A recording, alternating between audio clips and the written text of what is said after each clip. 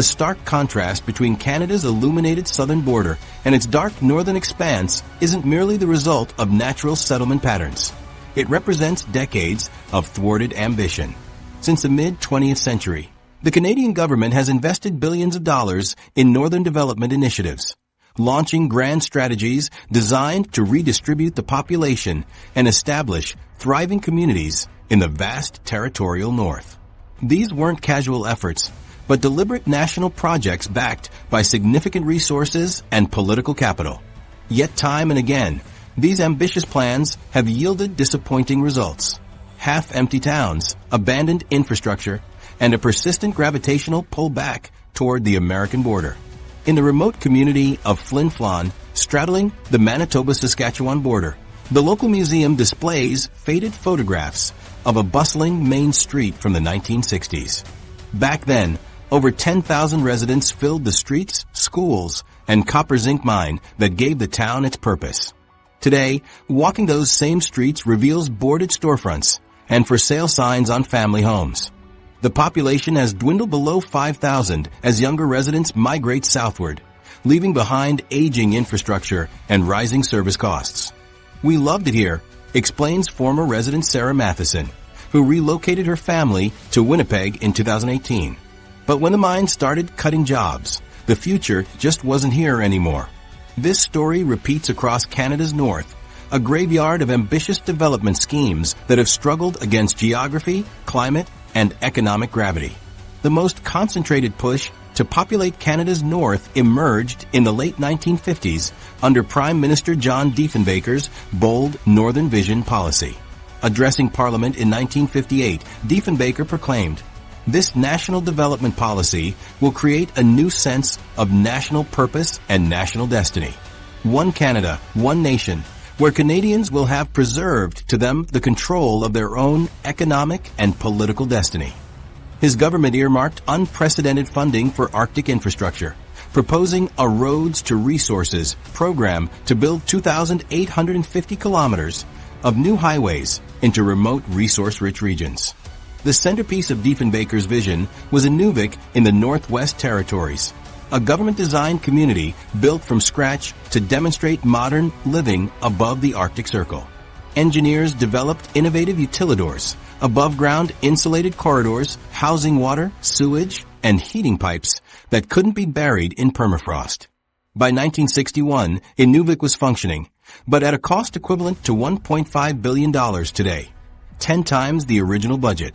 While Inuvik survives with about 3,500 residents, the infrastructure costs remain staggering, approximately 8 times higher per resident than southern communities. Similar attempts followed in Frobisher Bay, now Iqaluit, where distinctive blue 512 apartment buildings were constructed for Arctic conditions, but proved inappropriate for traditional Inuit family structures. Despite massive investments, Iqaluit's growth remained modest and dependent on federal expenditures. The Northwest Territories capital of Yellowknife represents perhaps the most successful northern development story, growing to 20,000 residents by 2016. Yet even this relative success reveals the limitations of government-driven population redistribution. The federal government spends roughly $28,000 annually per resident on services and infrastructure in the Northwest Territories, triple the national average. Water systems maintenance costs 4 times more per household than in southern cities due to permafrost conditions. Despite this investment, Yellowknife struggles with retention, with professionals typically staying just 3 to 5 years before returning south. The creation of Nunavut in 1999 marks Canada's largest northern development initiative, a vast territory established through the largest land claim settlement in Canadian history, with over $1.1 billion in compensation. 20 years later, Nunavut faces enormous challenges. Its 25 communities remain unconnected by roads, relying on air transport at costs 5 to 10 times higher than ground transportation. Internet connections operate at speeds reminiscent of dial-up in many communities. Housing shortages have reached crisis levels, with over half of Nunavut Inuit living in overcrowded conditions. Government positions often remain unfilled or staffed by short-term southern professionals. even substantial incentives fail to stem the tide south. Northern living allowances of up to $22,000 annually for government employees, medical school spots reserved for northern residents, signing bonuses exceeding $100,000 for healthcare workers, yet a 2018 survey revealed the true obstacles. Spousal employment, children's education, and healthcare access drove professionals south despite significantly higher salaries. The economics explain much of this reluctance. In small northern communities, healthcare facilities cost $18,000 per capita annually compared to $4,000 in urban centers. Schools may cost $30,000 per student annually, nearly triple southern rates. These realities force difficult choices between limited services or severely underutilized infrastructure. This pattern of northern development attempts reflects a stubborn reality. The gravitational pull southward has proven remarkably resistant to government intervention. Communities like Yellowknife and Iqaluit function as territorial capitals with substantial permanent populations, but they remain heavily subsidized islands in a vast territory that continues to resist large-scale settlement despite billions invested. What would it truly take to break the gravitational pull back south? The history of Canada's northern development attempts suggests that government investment alone cannot overcome the fundamental challenges of distance, climate, and isolation.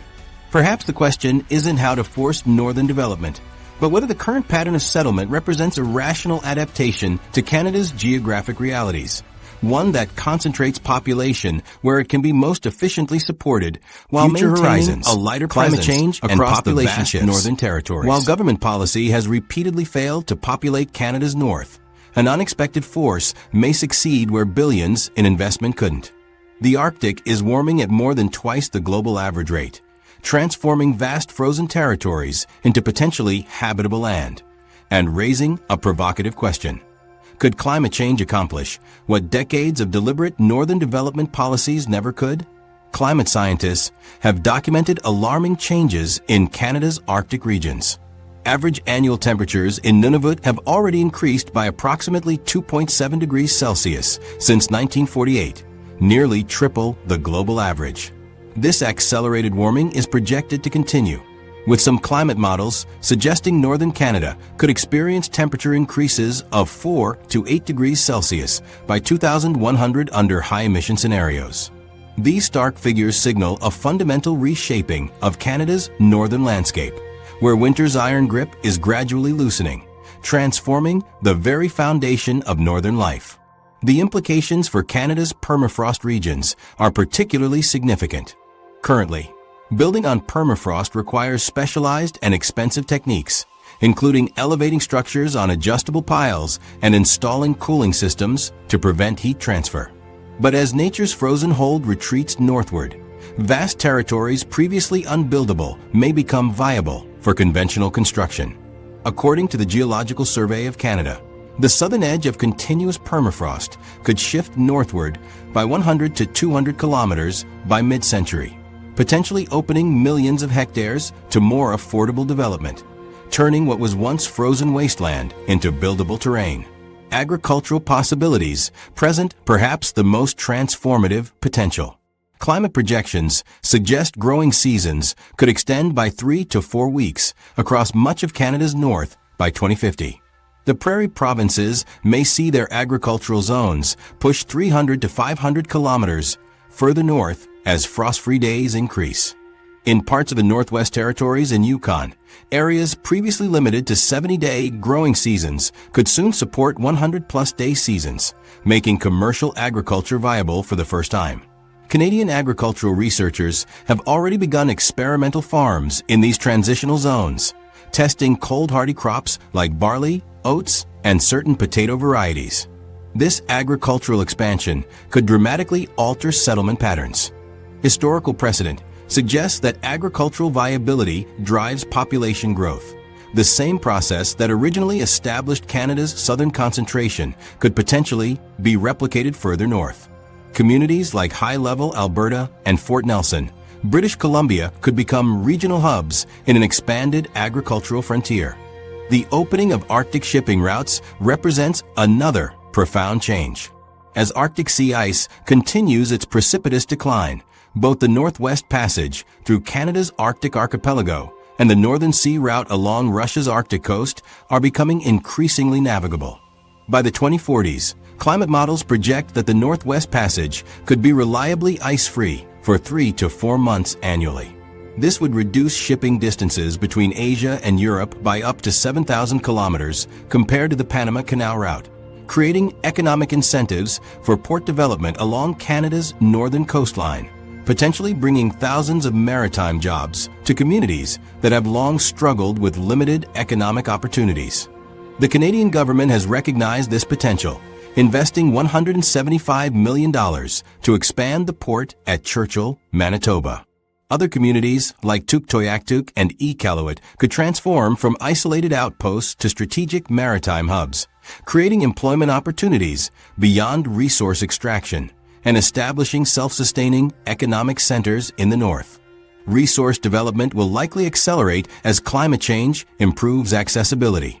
The Canadian Arctic contains an estimated 30% of the country's remaining conventional oil resources and 35% of its natural gas.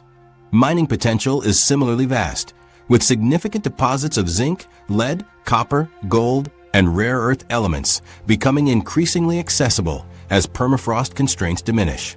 The Geological Survey of Canada estimates that more than $1 trillion in mineral resources may lie within territories that will become economically viable to extract by mid-century. Climate change presents both opportunity and peril for northern communities. The same forces making the region more accessible simultaneously threaten existing infrastructure. The same permafrost thaw that opens new areas for construction endangers roads, airstrips, and buildings already constructed. The Alaska Highway now requires repairs costing an additional $40 to $60 million annually due to thaw-related damage.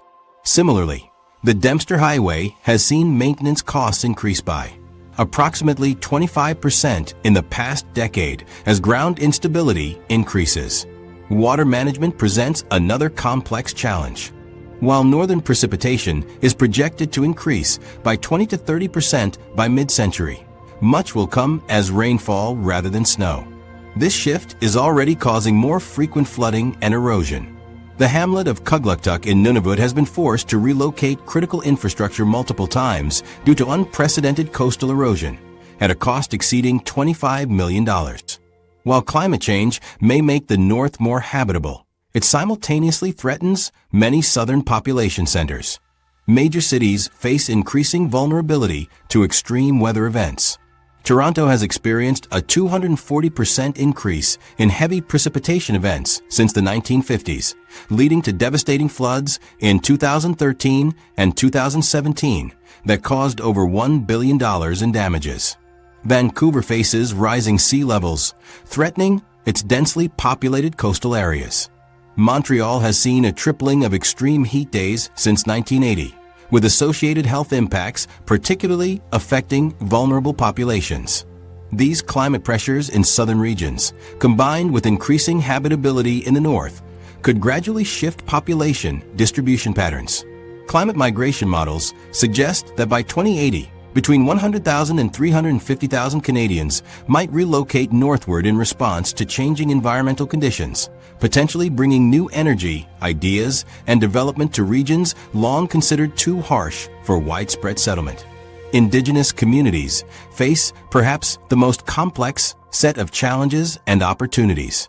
Traditional practices are already disrupted by changing wildlife patterns and reduced ice stability. However, many northern Indigenous communities have become leaders in climate adaptation, combining traditional knowledge with modern technologies. The Vuntut Gwitchin First Nation in Yukon has established a solar farm that reduces diesel dependency while creating local employment. The federal government has begun acknowledging these changes, with Canada's Northern Strategy increasingly incorporating climate adaptation. Recent infrastructure investments include $570 million for climate-resilient northern housing and $400 million for transportation networks designed to withstand changing conditions, suggesting recognition that climate change may succeed where deliberate development policies failed by fundamentally altering the physical conditions that have historically kept Canadians clustered along the southern border.